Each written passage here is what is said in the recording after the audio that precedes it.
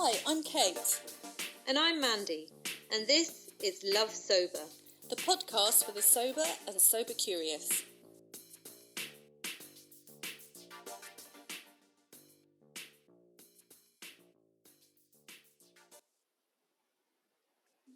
Hi, and welcome back to Love Sober, the podcast for the sober and sober curious. And today it's episode 130, and it's just Mandy and I today, and we're going to be talking about mental health because it's the Awareness Week, Mental Health Awareness Week in the UK this week. May is quite full of mental health awareness stuff, so it's like kind of our focus for the whole month, but obviously this week is Mental Health Awareness Week, and the theme that they've picked out this year is connecting with nature, which is also very close to our hearts. So we can have a little chat about that, our own mental health journeys, and also our sort of relationship with nature and how that all ties in and how we access bits of nature and why that's important in our sober toolkit. So hi, Mand. How are you doing? I'm quite chipper today. I know, drum roll. I'm all right, yes. My sleep's a bit better at the moment. Don't really know why, but I'm rolling with it. And yeah, nothing to report really. Sort of in the midst of trying to concentrate on work whilst also renovating a new house and kind of wanting just to lie around in my garden and what I've been doing, two things to tie into nature, but two of the things that I downloaded the other day, because I was just like, I think there's a little bit of a knowledge gap between me and plants. And so I downloaded an app, which so cool. I mean, technology these days, but you just take a photo of it and then it tells you what plant it is. It's just amazing. That's amazing. So yeah, we've got some really big trees in the garden. So we've got an apricot tree, we've got a plum tree, an apple tree, we've got a hazelnut tree.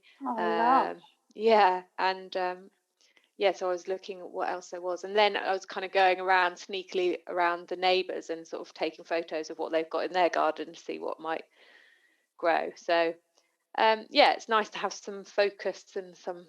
Does it tell you if they're poisonous or not? Yeah, it tells you all about it. It's linked to their Wikipedia. It's linked to all the information about it. So yeah, don't eat this, Mandy. Don't. Yeah. Pick. Well, no. The reason I'm asking is because I had a near miss in my garden where I had a bay. The recipe called for bay leaf, and I said to Dave, "Oh, that's all right," because I bought that bay tree last year, and it's in this pot. And there's a couple of bay ones, and one's got these balls on it. What are they called? Seeds. Ball. And so I was like, oh, it looks like there's two different kinds of bay out there. So he's like, all right, okay, and start Googling it. And one is poisonous to humans and one is fine.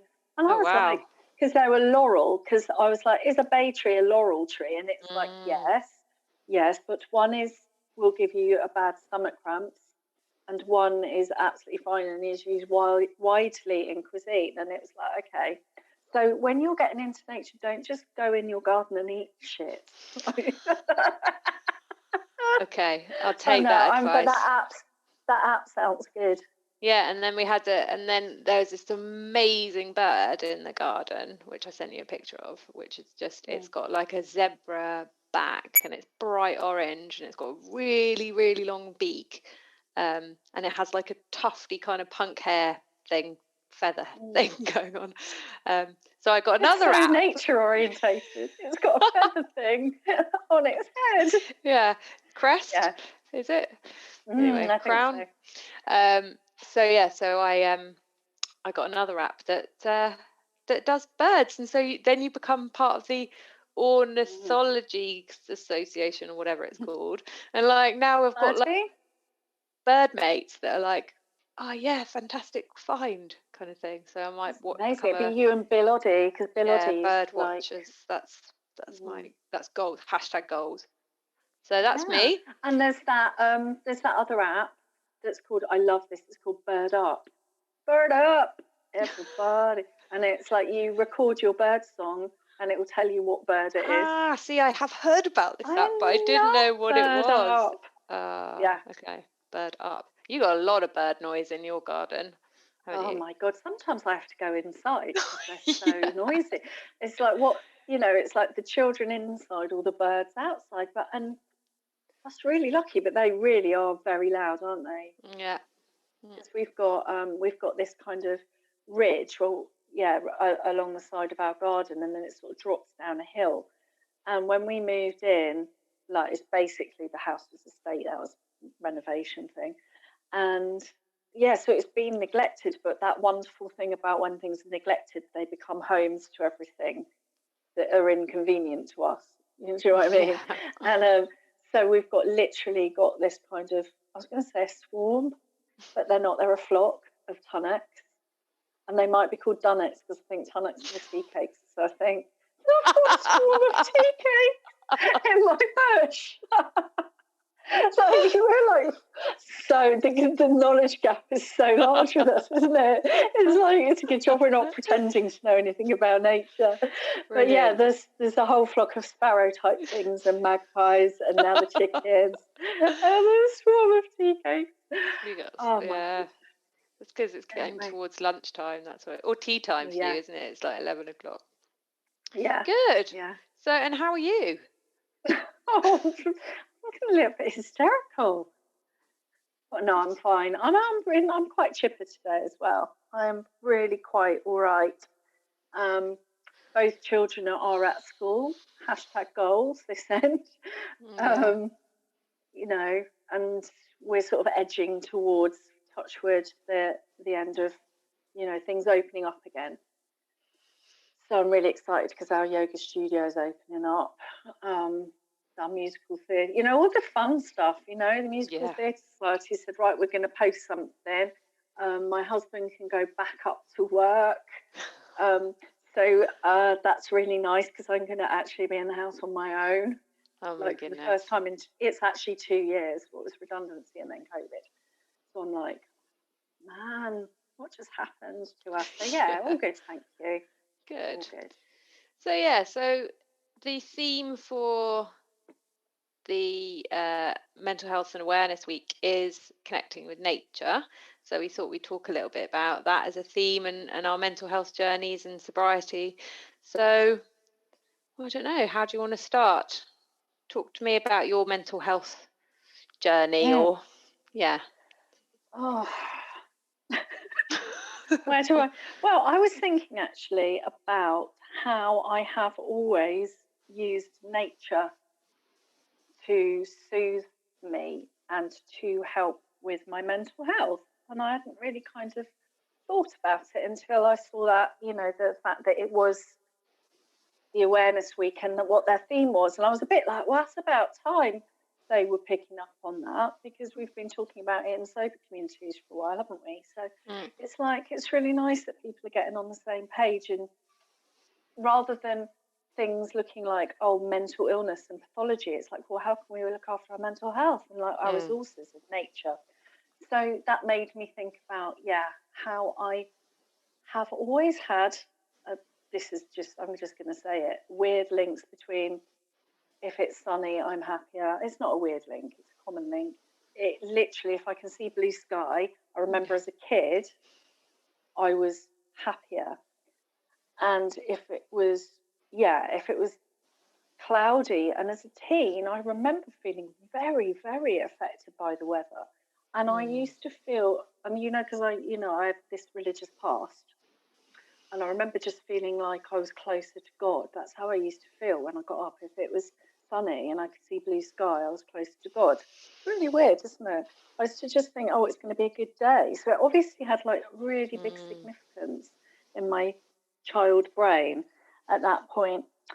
Some of my key sort of memories involve remembering the weather and the sky.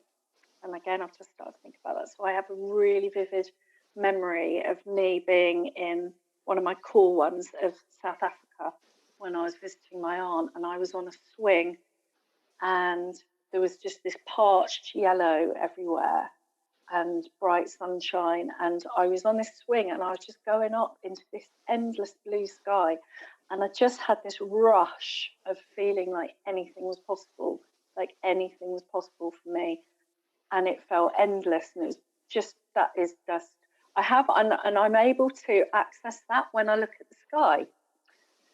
So that's quite a lovely resource and quite lucky for me. At times I've talked about quite a lot about my journey with anxiety, about being very anxious, and that coming out as OCD when I was a teenager. And my worst kind of lows and my worst dips and my depressions have been in the winter. So there's that seasonal affective stuff. So all I can say is that nature plays a really, really big part in how I experience the world, visually and in a sensory way. And going into the woods and going out and looking at the sea. And I've got another one. I remember just arguments at home and then going and looking at the sea and seeing the waves roll in and feeling like there was just something bigger than me and it was going to be all right because they could go and fuck themselves, is how I kind of. So there was something about resizing things for me and putting things in perspective about what was going on in when things were shitty by getting out there. So yeah, it's really interesting because we were having a chat about nostalgia the other day, weren't we? And how problematic that can be in these conversations, because, that there is a lot of our work and a lot of the kind of belief system around positive sobriety is, you're sort of living in the moment and for the future rather than looking back, because we can't change what's in the back. So, anything nostalgic has got it's often very, very attached to alcohol in quite problematic ways, or shame or whatever. But it's interesting that this stuff, because as soon as you said that, I was like, oh, like me too, as a young kid, I mean, I have real memories of like being sad and going in the sea, and the idea that the sea was washing away my tears, and I remember sort of that feeling of, because my grandma lived in Cornwall, so we'd go to the same place every year on holiday, and that thing of, sort of whatever had happened with my brothers or whatever, and then going in the sea and that being my safe space, which is obviously why the calling to come, there's always been a calling to the sea for me. I went to uni in Brighton because it was by the sea, I moved here because it was by the sea. And then just those sort of memories of flowers. And I remember being really, I loved flower fairies when I was a little kid. I had a collection of the poems and everything, and I used to go in the garden. We had a huge, we had no money, but we had a massive piece of land when we were really little. So we had 2 goats and some chickens and ducks, and my parents wanted to do the whole good life thing. So we were proper charity shop, clothed kids, sort of running feral in the fields, and that was definitely my kind of happy moments, that simplicity of that time, and I think I've always had a real yearning for that. And interestingly, I get really affected by the English countryside. There's something about, when I watch TV, if it's set in the UK, and that makes me really homesick. Even though I live in beautiful place in France, it's just not the same. So it's really interesting that there is an element of kind of nostalgia about nature. I think it's and a sort of, I guess it's because it's simple, isn't it? It's like simple times. It's like when the world goes a bit quiet, when you're walking in the woods, or so thanks for that. I hadn't really thought about it in that It's way. quite useful then, isn't it, in terms of, because we did have that good chat about nostalgia and memory, and it being a very, very tricky premise for sober people for the reason you said. But yeah, so if you can highlight those and recapture that feeling, that can be quite a nice little useful tool. Yeah. Because you can almost recall, I can recall that sense of being on the swing. I can recall that. And I just go, yeah, I don't know, just feels good because of the way memories work. So it's almost like at some point, possibly, there are ways to tap into that. But, yeah, and I guess it is that kind. Go on. No, I was going to say, it's like, I remember when I had my son and he was just starting to toddle, and it made me look at everything fresh again. So the wonder at a spider's web, he was like, wow, he used to call them biders. So we were like, look at the biders. And there is that gift there, isn't that, about where you just go, oh, okay, yeah, you get that opportunity to see it afresh, you know, when you're around young children, because often, and I wonder if that's something to do with it, some of our early ones are our firsts, or, you know, yeah, the first time. I think I remember sitting on this cliff when all of these clouds were rolling in, and I mean, I might do that now, and then that links back to that. I don't know. Yeah, I mean, there is that kind of, a member of the community was saying, wasn't it, the other day, about being in the blustery wind or something. It is that sort of thing of, like, you know, sort of washing the worries away, and it does kind of have an impact on your, there's definitely a sensory thing, because I was just thinking about the smell of, you know, cut grass, you know, and that sort of, that sense of well-being within those. And I mean, I guess the color green is incredibly good for our well-being, right? It's one of the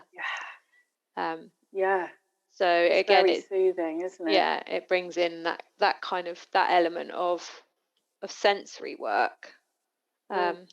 It's a incredible resource, really. And we were saying before, well, you know, you pointed out that not everyone has access to, you know, big nature, you know, like mountains or the sea or whatever. So how can you kind of get your nature hit if you're living in a city? Yeah, it's interesting, isn't it? So, you know, my good friend Bernadette is really good at this, and she wrote that little book of wonder. And that's very much about those sort of curious, mindful journeys around your neighborhoods and in your areas. And, you know, I know that going to parks was very important for my husband when he was growing up in London. Those were those green spaces. They were social spaces, but they are nature spaces where you can sit on the grass and climb trees and see animals and see other humans. And it could be about getting away from, I guess, other humans, or it could be those spaces about that connectivity as well, you know, I don't know. And I love that. And then we were talking about, you said it's called what's it called? The high wire? The high wire, yeah. Is it? And I love those, when we were talking about this before, that where nature and towns collide, and that whenever there's that little bit of space, nature takes over. And I love that idea about being curious. Just down the road, where's nature taken over? It's that little pop of grass through that bit of cracked pavement, and it's those flowers. It's like flowers spring up everywhere, and it's absolutely miraculous, isn't it? Really. So I like that, like maybe being curious about the roots and swapping out the roots and finding out a new space, new gardens, and it can parks, rivers. It can be great, you know, in terms of mindfulness and bringing your nervous system down, and just being able to sort of, you know, if you're craving a drink and you need to sort of just bring yourself back into kind of rational thinking, you know, just that really sort of something really small. Like I spent a good 10 minutes the other day watching an ant, you know, it was just like, I just sat on the grass and just looked down at what was in front of me, and then this little ant poked out, and then he was walking across, and he fell off a grass, and then he picked himself up, and so going really, really micro detailed look at stuff, looking at the bark, looking at the creation of flowers and the different colors. Like, you can go into incredible sort of mindful journeys just from one tree, and all of that is going to help you to just bring yourself back. And it's that the ventral, from a nervous system point of view, isn't it? It's that ventral vagal, which is immediately gets peaked because it all comes forward into your face and your eyes and your ears. So anything by becoming curious and spending a few minutes breathing, feeling your feet on the ground, and then looking intently at something for a bit, like you said, like the creation of a flower, that's incredibly soothing for our nervous system. So like you said before, it's such a beautiful resource. And you know what, right? But as we were going to talk about this, and then we both went off and made a cup of tea, didn't we? And I was making some notes, and I've written down on my piece of paper, I am an animal, right? Because, and then I put, I am a mammal. And it's that thing about, we feel very separate, don't we? And then I was like, and as I went down to make my cup of tea, I felt my feet on the stairs. And I thought, that's a bit weird. Like, I'm an animal looking around my environment at the moment. That's quite weird. But it's true. Like, we see ourselves as not animals, but we are animals. We're mammals. We're part of nature, right? Yeah. Yeah. There has been a real separation of that idea, and I still struggle. I'm like, what are you going on about? But we are. Yes, we are 100% are. And I guess that's why these practices, for some people become so important in terms of their, spirituality or whatever, and those developments. But, for a lot of people become important on their sober journeys of the moon, the earth, the connectivity. Because again, as if you've had any trauma in your life, if you can finally be grounded in your body with the connection that you are connected to everything, and that everything is connected, that's incredibly healing, isn't it? And I'm not there yet, but I admire people that have that level of just, I guess, sort of conscious awareness of their own experience in the world. We were talking a bit about how animals play a part in this, didn't we? Because we both have kind of strange experiences through therapeutic practices. I mean, when I started doing trauma work, and it's important, I guess, for people to know, if you're like, what is EMDR? And maybe I've got some trauma and stuff like that. So EMDR is, I don't know what it means. Eye movement desensitization. Something. So it's the practice basically of, the idea is if you've had major trauma, then the memories are not correctly filed in the brain. So that's why you have flashbacks. That's why you feeling kind of constant hypervigilance. You're constantly worried about things, headaches, neck ache, backache, all the things, fatigue, because you're constantly on hyper arousal. And so the idea with EMDR is that you, through a technique which is basically following a finger or following a stick, the memories are, by evoking the memories can then be put properly back into your memory bank. And it's not that you forget them. And I think that's a really important thing for a lot of people. It's this weird thing. It's like, you don't want to forget your trauma because it's part of who you are. So it's not you don't forget them, but they don't live omnipresent in your living memories. They go into your back brain memories, your kind of where they should be. So anyway, so part of doing EMDR is that you have to, if you're and if you start working with someone and they don't do this, then that's a big red flag that they're not a good practitioner. But they should spend a very long time creating a safe space for you to go in your brain if it's too much. So that's through, talking about it, creating a space where you feel safe. So anyway, when I created that space, there was a wolf, and part of the thing with my sort of therapy or whatever is because I've been protecting myself for so long, it's actually very hard for me to heal. So it's like we had to go and have a chat with the wolf and say, it's all right, you don't need to be like, you don't need to sort of, you can take a bit, you can sit down and rest a little bit, like we're going to sort of make this better. So anyway, it was really interesting because I don't believe in any of this stuff. And so I was like, and then, I looked up the sort of meaning behind wolves, and it was quite a sort of a profound, sort of meaning for my experiences. So anyway, that was my thing. And you had something as well, didn't you, with the bear? Yeah, so when I had hypnotherapy like years and years ago, I suddenly sort of, drifted off quite literally. I was like visualized I was drifting down the river, and I was lying on a bear, so the bear was floating on her back, and I don't know actually whether it was a her or a he, and or neither.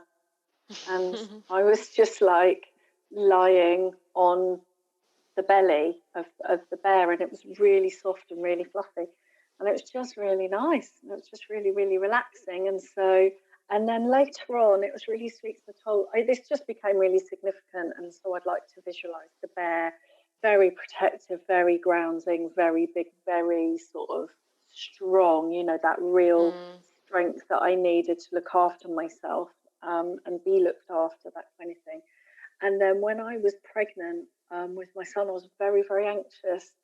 And so my husband one night just stayed up and he did a drawing. He just drew this beautiful picture of me being quite little, curled up with the bear, like curled around me, and gave it to me, which was really beautiful. So yeah, these lovely little anchors and symbols that we can use as well. And and I think that there is that kind of, well, we've talked before, haven't we, about our pets and how we kind of get sort of different experiences and healing and health and happiness from different pets. And I'm gonna put it out there, I like watching random funny videos of animals, and I just think it's incredible how the toolkit kind of develops, and it's just like, all right, if I feel a bit shit, if I watch like 6, either there's a story and they rescue a dog, and no one wants to be, and then in the end a dog is like really happy, or it's like a chicken falling off a roof and landing on its head or whatever. What are you talking about? Don't you be talking about no chickens? Or no, I don't like ones where they harm themselves, but like I do like when they're doing silly dances, for example, like dancing to, like there was a parrot dancing to some sort of drum and bass music, stuff like that actually just really cheers me up.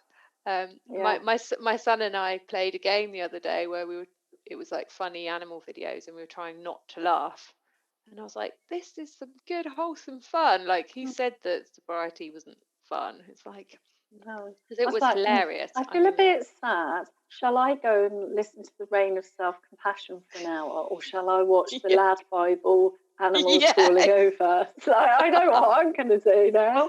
Yeah, exactly. Fuck all that spiritual shit. I need to see a budgie falling off the perch, and that's going to just sort my shit out for me today. Yeah. Yeah. Well, I guess it is, and it's interesting, isn't it? Because I class myself as quite a deep thinker and quite a serious person, but like you definitely, yeah, you find those things that work for you, and that is just like, and comedy, comedy. But anyway, that's off topic. But yeah, animal videos, don't shy away from them. Animals talking to each other, the guinea pigs that talk. I mean, come on. My octopus lover, or whatever it was called. No, it's my octopus teacher. But it wasn't. It was so his lover, though. I've still got to So, watch that. I haven't yet. You won't like him. That's taking nature to another. Well, the thing is, that's because he had a massive burnout. Like had some top job or something. And yeah, he had a massive, huge, monumental breakdown. And basically his therapy was diving, swimming every day. And it's like, well, there you go. That's like the perfect example of the healing power of nature, isn't it? Yeah. Immersion and curiosity. But I was thinking about what you said about the EMDR, and just in terms of this being connected, and because of the work that I'm doing at the moment, the study I'm doing with Irene Lyon, who will be coming on the podcast in a few weeks, actually, to talk about it in more detail. So I'm now sort of seeing things from a nervous system point of view, and they talk about titration in this. And essentially, it's when titration is when you do little bits of exploration and then you come back to home base, and then you do a bit of exploration and then you come back to home base. And so the things that similar to your therapist did in terms of creating this safe haven, first of all, so that you have to do that.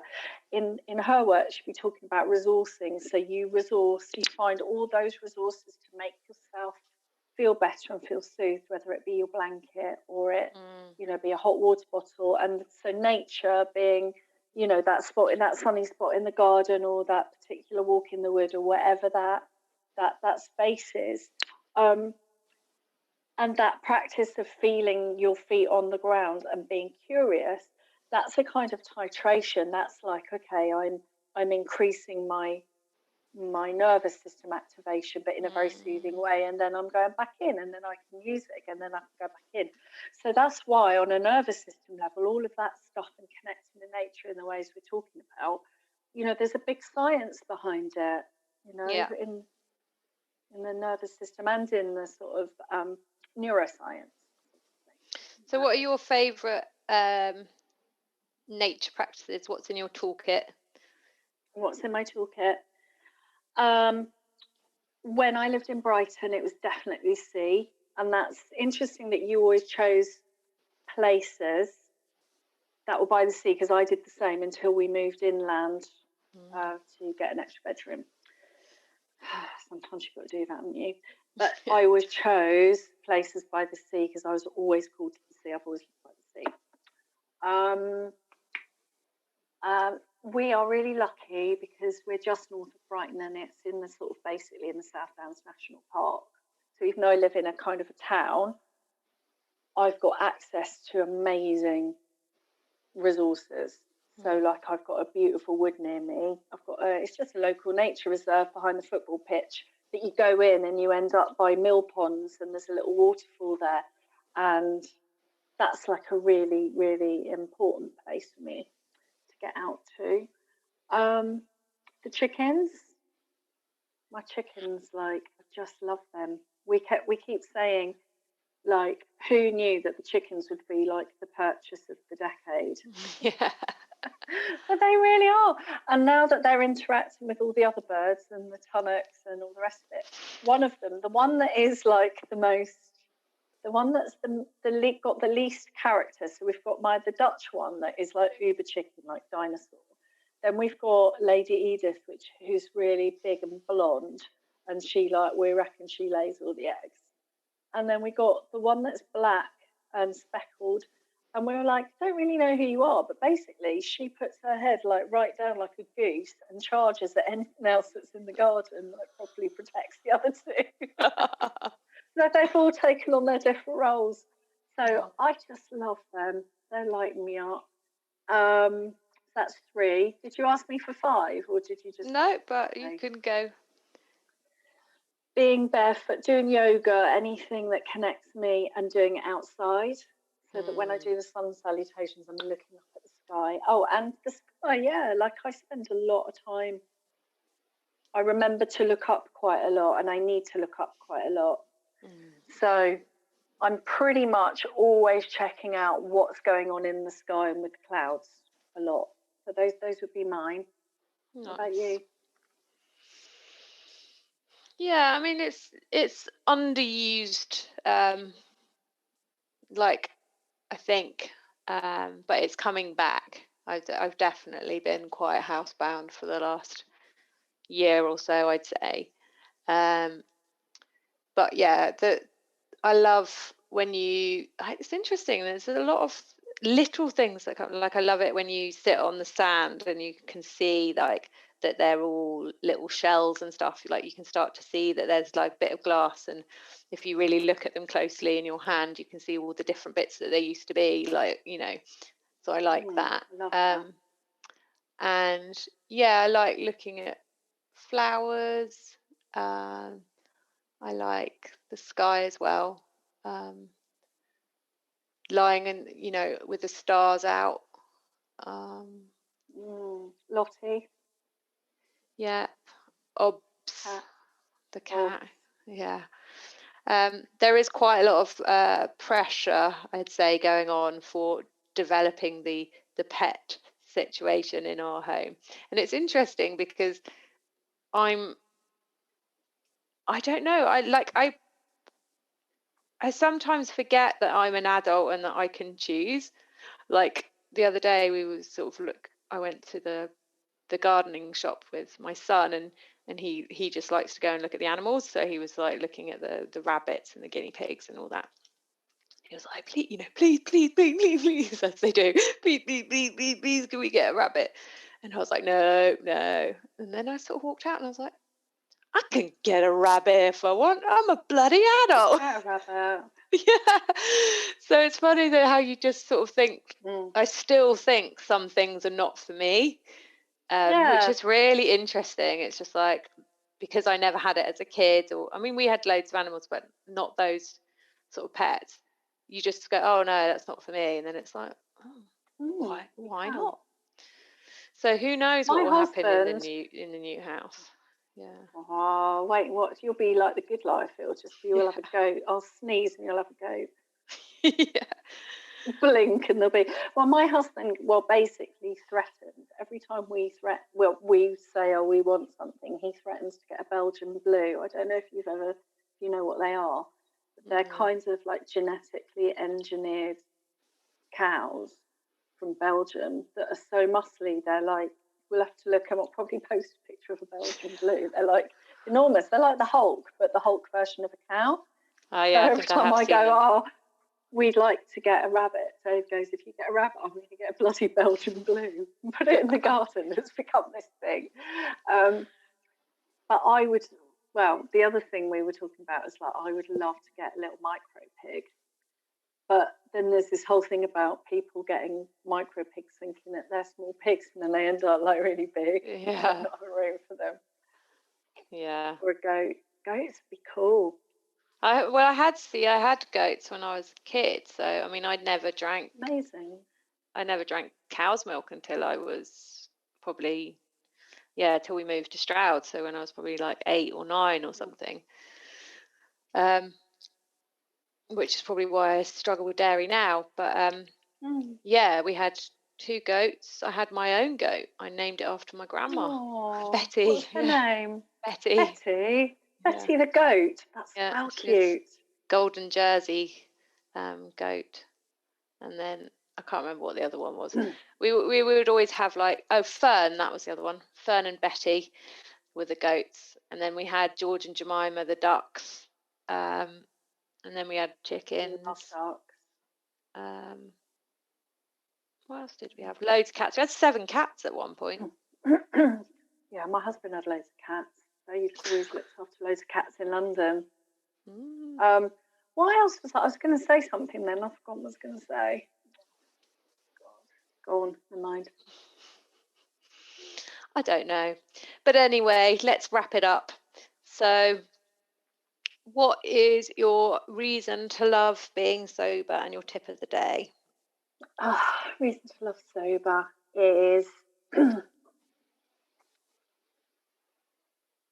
I think it's something that Laurie said a couple of weeks ago, which has really stuck with me, because things are not, they're never simple, really, are they? Life is not simple, and life sometimes is not easy.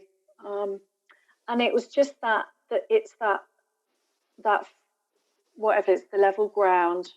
Being sober is the level ground for me that just allows me to do my life, really. But I have to say, there is one other thing that I'm almost a little bit freaked out by at the moment, but I think it's an amazing thing. And we were talking, weren't we, about the UK? We were talking about the seasons and stuff.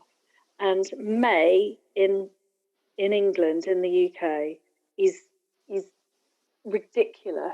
It's like nature has a party, and the colours are so vibrant. I've had this a few times where I've been walking down the road and I've just looked into someone's garden, and the green is like AstroTurf on acid.